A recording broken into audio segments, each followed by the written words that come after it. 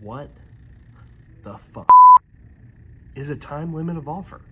Okay, so in any contract that we write here in the state of Tennessee, at the very bottom of the offer, after the buyer signs their name, there's a time limit of offer. And legally, that offer expires at that timeline.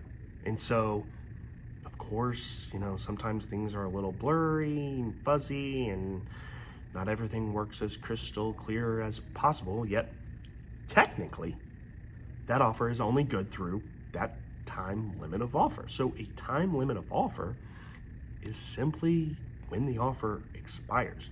And if an agreement is not reached, a counter is not provided, anything of that nature, official correspondence documented on paper from the parties, then technically that offer dies and everybody moves on and blah, blah, blah. Now, of course, a buyer could resubmit an offer with an extended timeline, and this is a item that can be manipulated for better or worse as a negotiating tool during a real estate negotiation for purchase.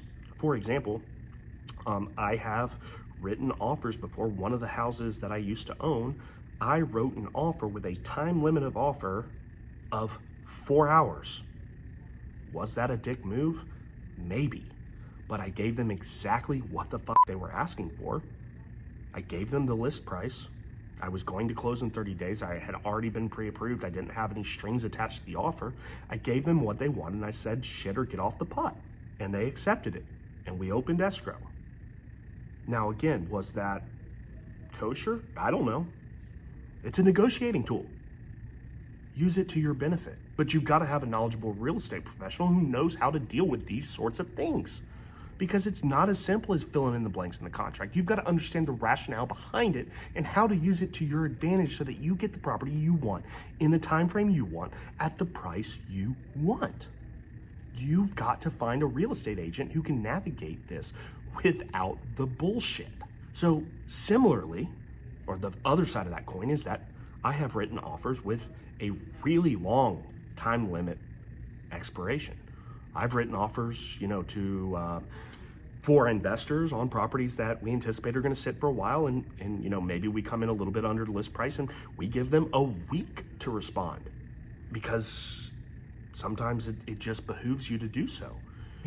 Typically what we see in the marketplace is most people give 24, 48, 72 hours response time. Some listing agents, depending on the seller's situation, actually stipulate in our multiple listing service and say really clearly up front, hey, if you submit an offer after, pick a time, 5 o'clock on Friday, offers will be presented Monday morning. So sometimes that's laid out in front of you, or sometimes they'll explicitly say, hey, I can't present offers until a certain day and time. So that's another reason, though, that your real estate professional has got to reach out to the listing agent to have that conversation. Like, this is all what I call pre-negotiating. And this is really where experience is going to trump like textbook knowledge, right? This is like, you've done it 100 times. You start to get a feel for how these sorts of things go. You got to have a dialogue with the other agent, figure out what is going on and how can you achieve a win-win situation for all parties involved, because ultimately that's what we are trying to do here. So use that time limit of offer in a manner that best helps you when negotiating a real estate contract. We are here to help in any way that we can. Thanks for tuning in. Be sure to like and subscribe. Catch up with you soon. Cheers.